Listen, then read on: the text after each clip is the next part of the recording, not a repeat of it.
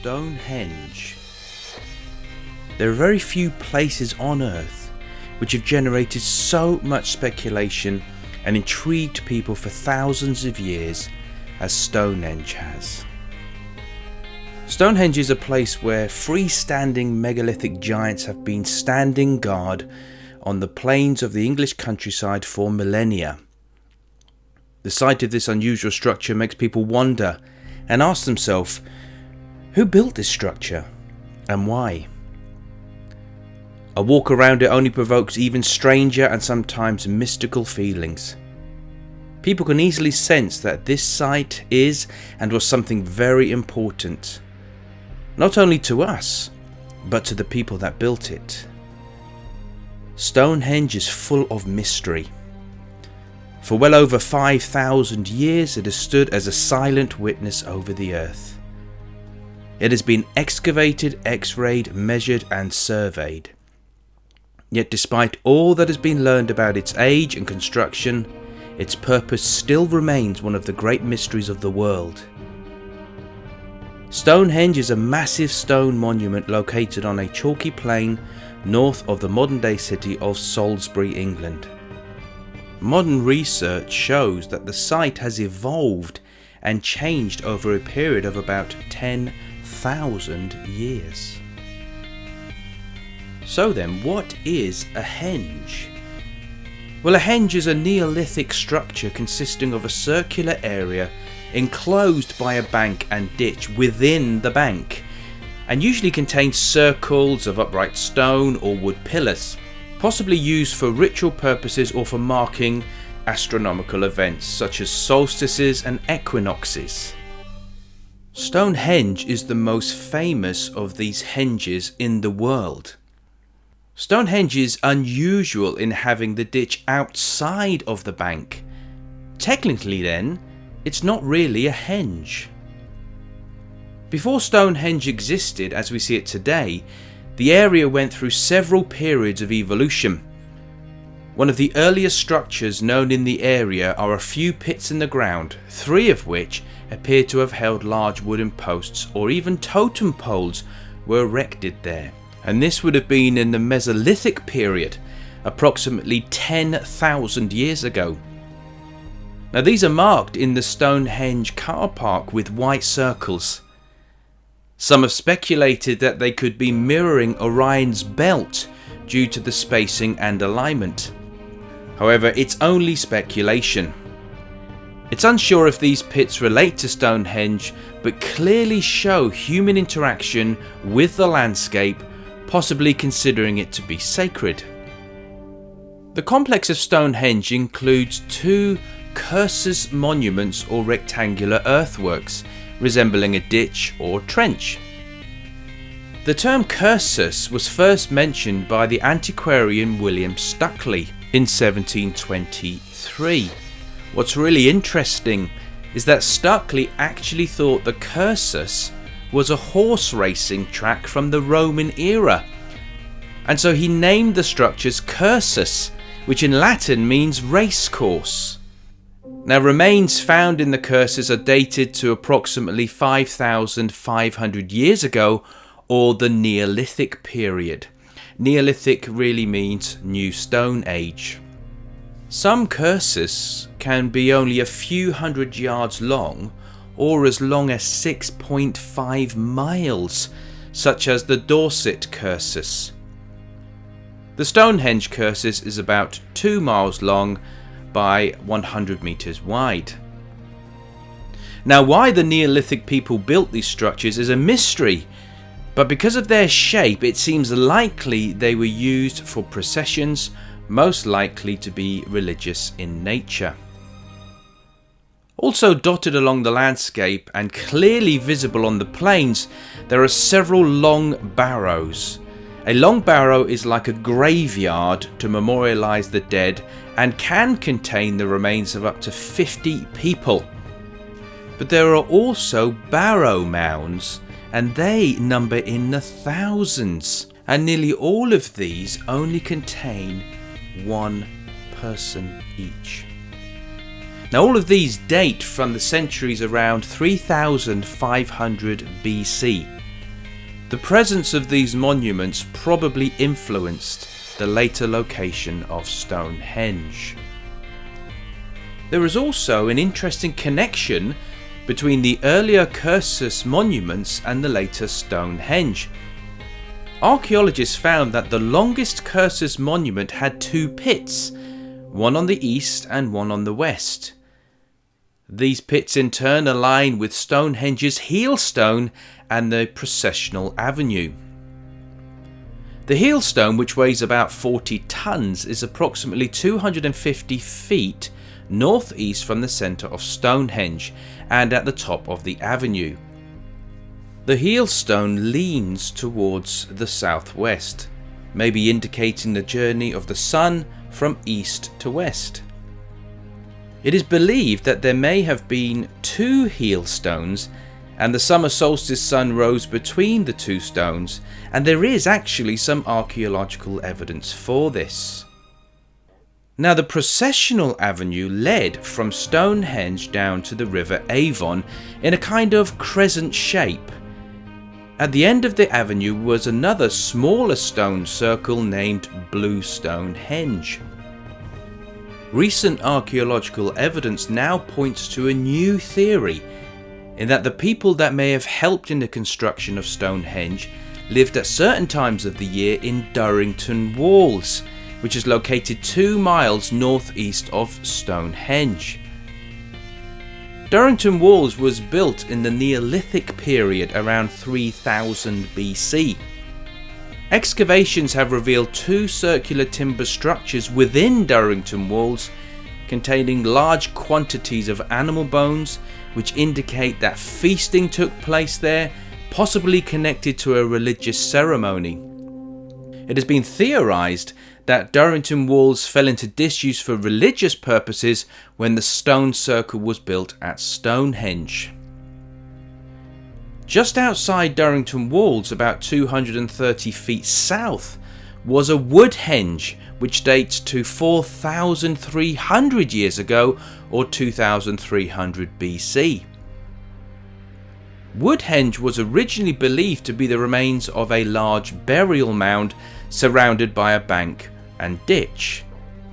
The henge itself has a total diameter of about 110 meters.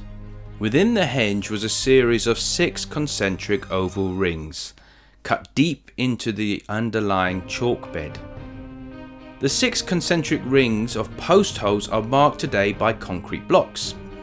The rings are oval shaped, with the longer axis pointing towards the winter and summer solstices.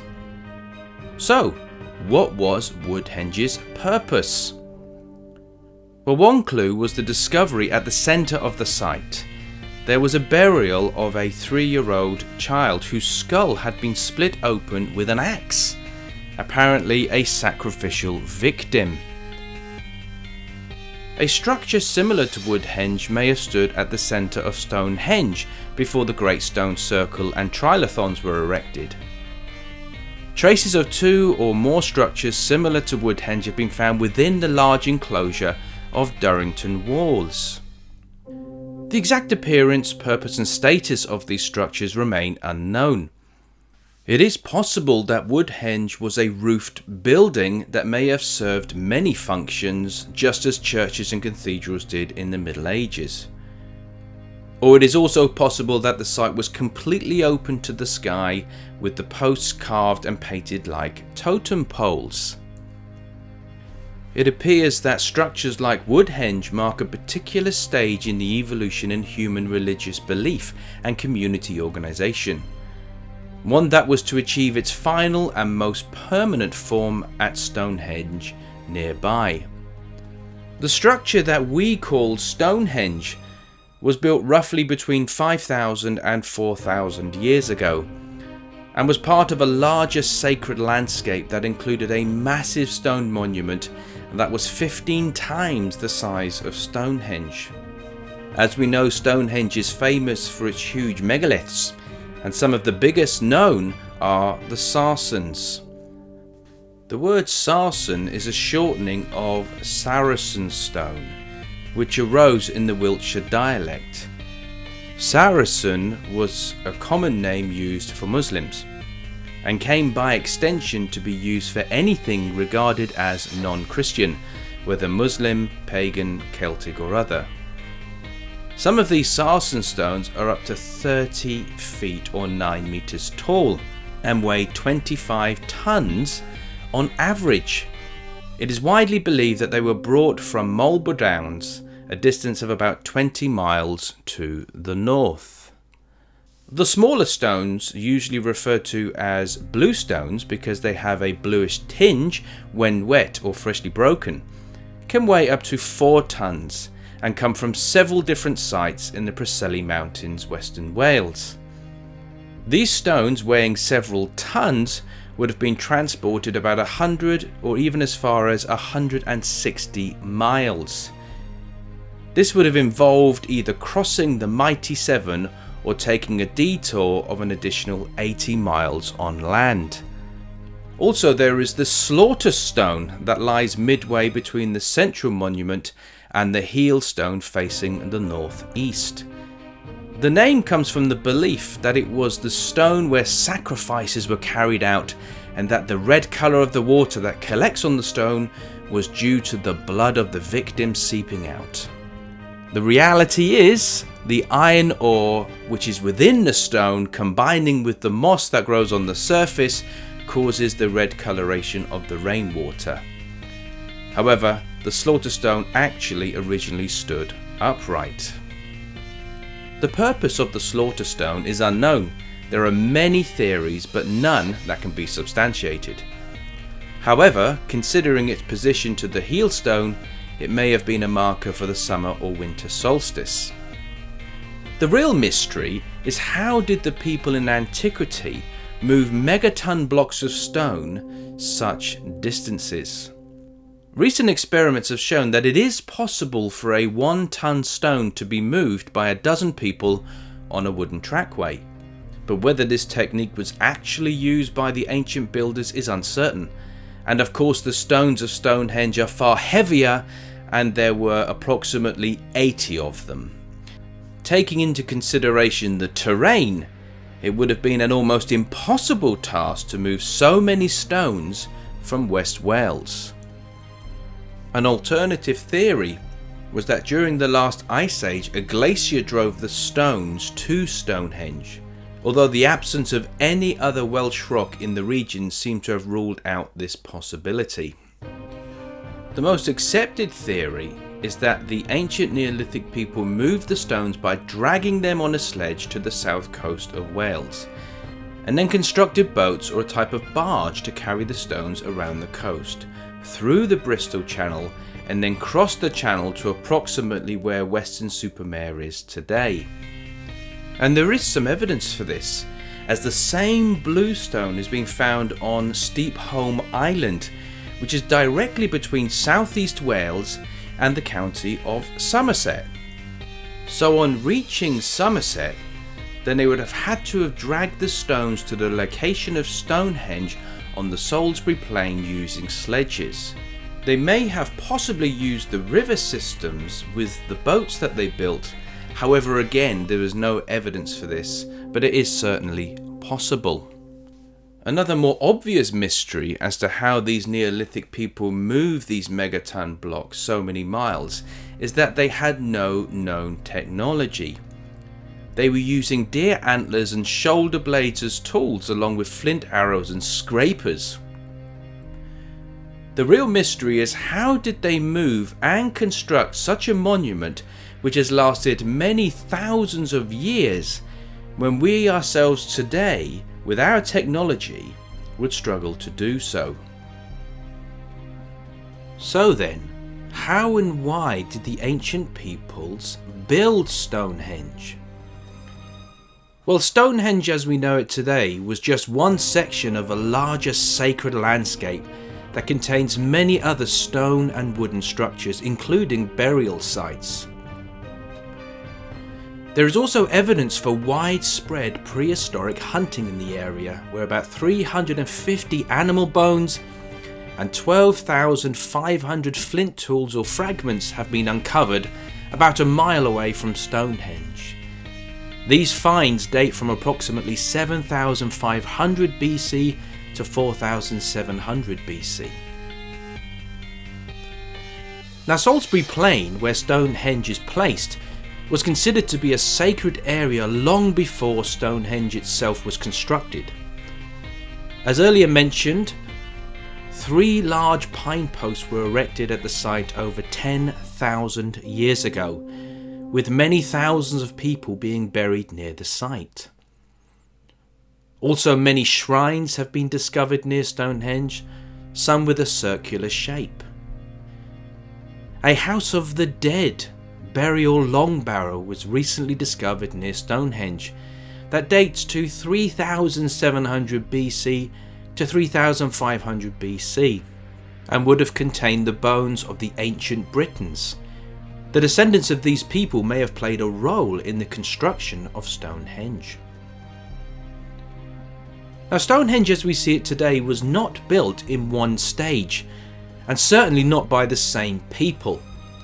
It was built in 4 or 5 stages over a period of approximately 1,500 years, being completed about 3,500 years ago.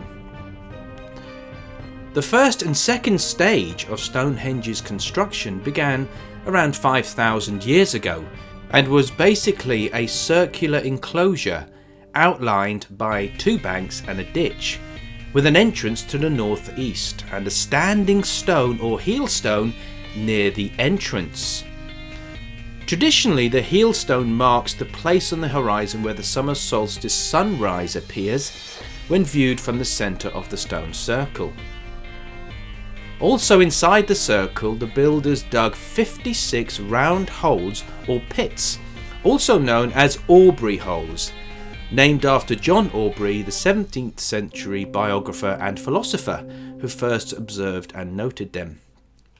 Although human remains have been discovered in many of the holes, it's widely accepted that the holes were originally intended for religious ceremonies, not burial.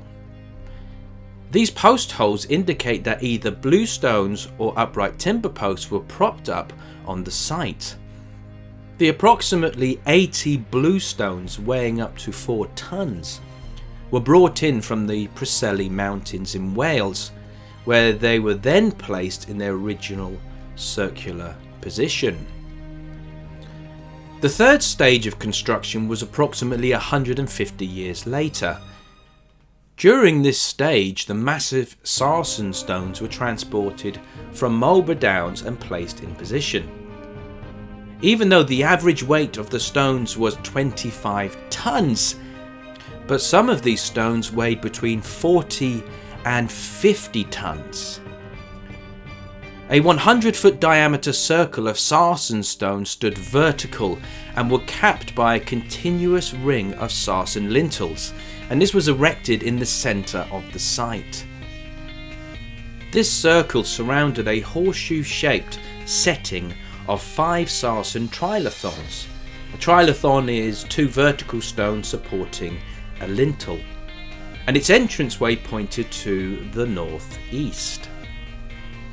Finally, the altar stone, a large block of green sandstone from South Wales, was placed in front of one of the great trilithons in the middle of the stone circles. Now, construction at Stonehenge slowed down around 4,000 years ago.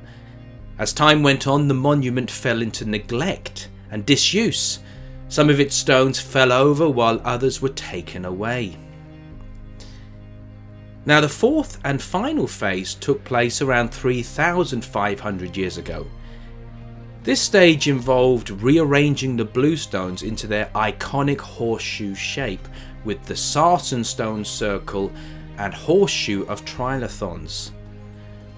There were roughly 60 stones originally used within the circles, many of which are broken or missing today. The real mystery of Stonehenge, however, is how the construction itself was accomplished.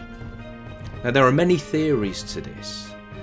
The carved lintels that weigh many tons were placed on top of pairs of vertical stone blocks, and they were held in place by the use of a ball and socket joint, which is actually more commonly used in woodwork.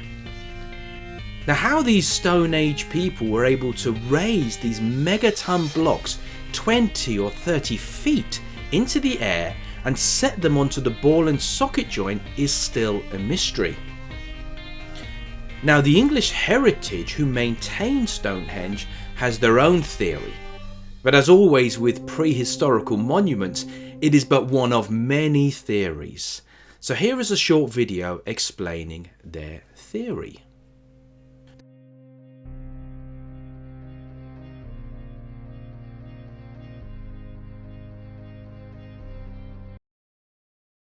There are hundreds of myths and legends about the creation of Stonehenge, the most colourful of which involve the likes of giants, Merlin, and even aliens. Obviously, this is not the case. The truth is that Stonehenge is a masterpiece of human ingenuity.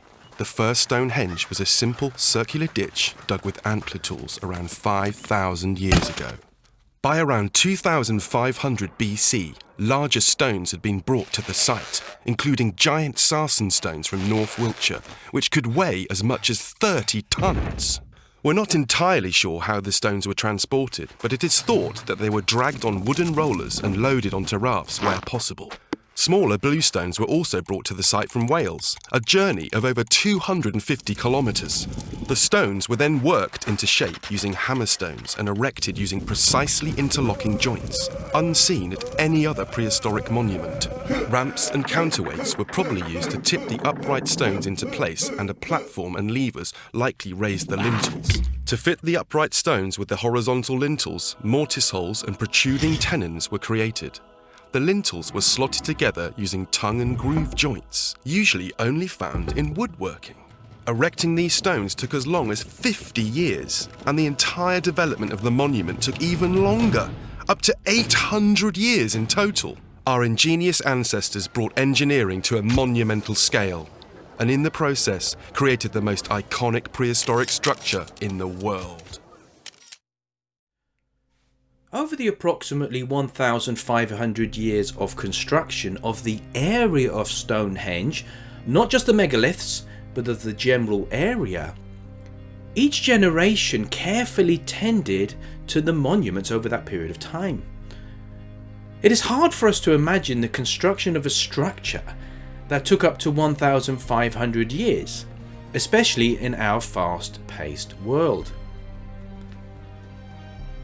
As mentioned earlier, some of the people who built Stonehenge may have lived near the monument, at a series of houses excavated at Durrington Walls, and recently archaeologists have discovered evidence that the people who lived in these houses feasted on meat and dairy products.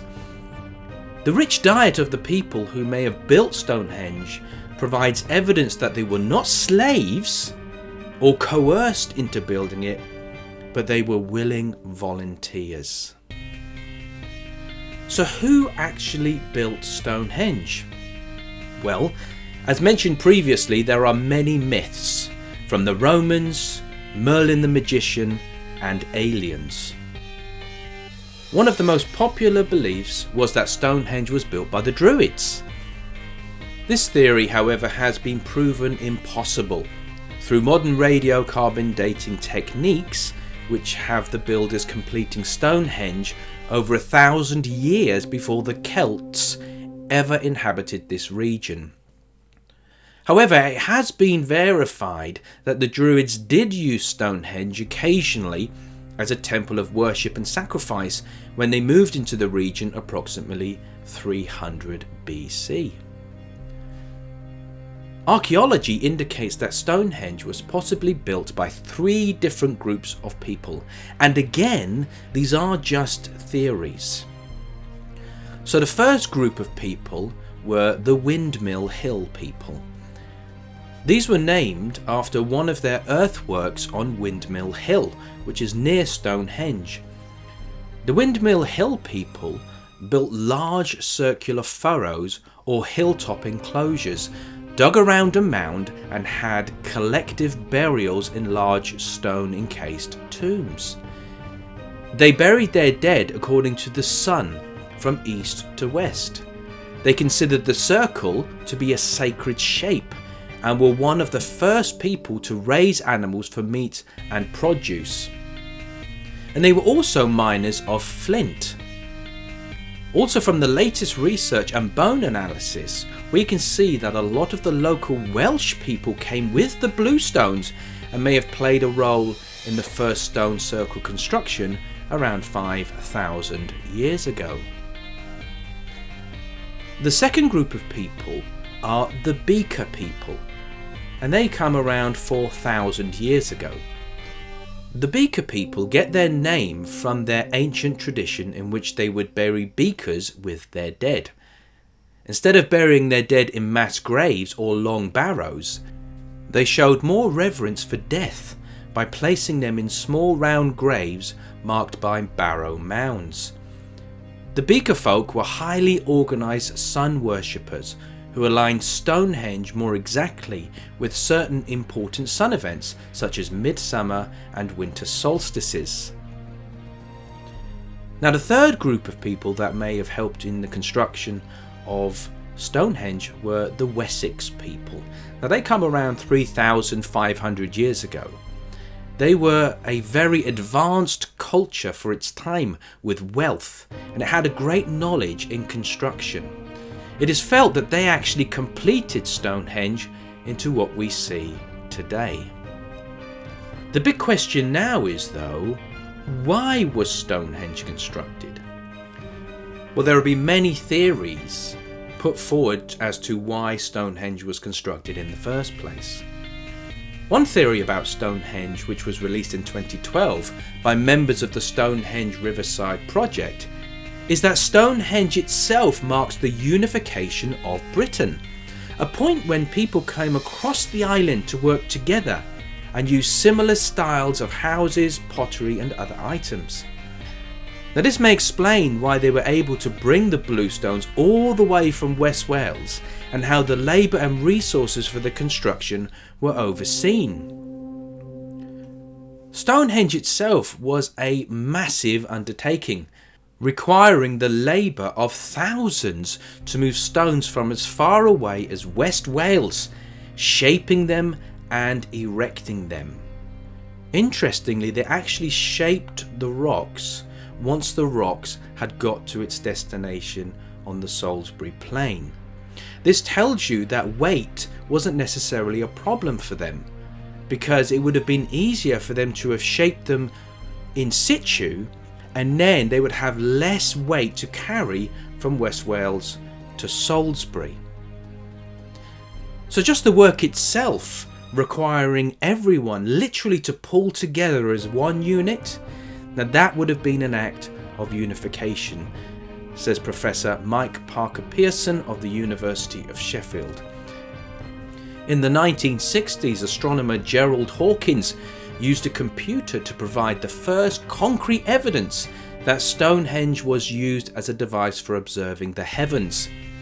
He found that the placement of key stones lined up precisely with certain events such as solstices and equinoxes.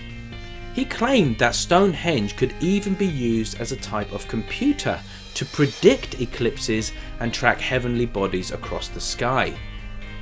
The numerous alignments are clearly no accident, but whether this was the monument's true purpose, however, is still far from being agreed on.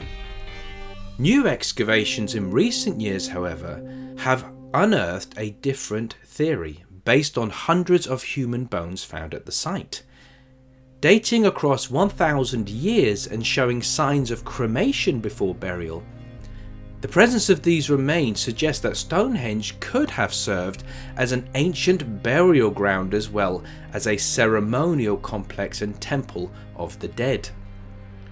In 2010, archaeologists discovered the earlier mentioned Blue Stonehenge, a stone circle located just over a mile away from Stonehenge itself. This secondary monument provides more evidence that Stonehenge could have been part of a huge memorial complex where high-ranking individuals took part in elaborate rituals and ceremonies honouring the dead. Yet, as no written record exists, this theory, like all those about Stonehenge's purpose, can only remain a matter of speculation. A more romantic theory is that Stonehenge was dedicated to worship and honour both the moon and the sun. As the rise of organised agriculture was growing in Britain around 4000 BC, the need for hunting animals was becoming less required. Hunters in the Paleolithic and Neolithic period relied on the moon at night for hunting. As agriculture now was becoming established, people were becoming more reliant on the sun to grow their crops. So possibly Stonehenge was also used as a memorial to both the moon and the sun, bringing both the old ways of hunting and gathering and joining it with the new ways of agriculture, a timeless reminder of a past transition. Also, the monument of Stonehenge may have represented the afterlife or death, the end of a journey. It is very possible that the people who used Stonehenge considered it the last resting place. Possibly they would have left Durrington walls, entered the Woodhenge, which may have represented life. Then they would have had a ceremony or a feast. Then they would make their way to the river Avon, and this may have represented the journey to the afterlife. This is where they could travel by boat down the river Avon to the Blue Stonehenge. Again, they may have done another ceremony at Blue Stonehenge, and then they would have made their journey up the crescent-shaped avenue to which Stonehenge was at the finale. Then they would have had a memorial to the dead, but a celebration of life. One thing we all agree on is that Stonehenge is unique among all the other sites in England. Its sophistication goes beyond the simple stone circles found in other areas. This megalithic giant looks over the landscape full of mystery. Everyone has a theory as to the structure and its use, but nobody really knows the true meaning of Stonehenge. It has stood guard over the English countryside for 5,000 years and will continue to keep its secrets for thousands more.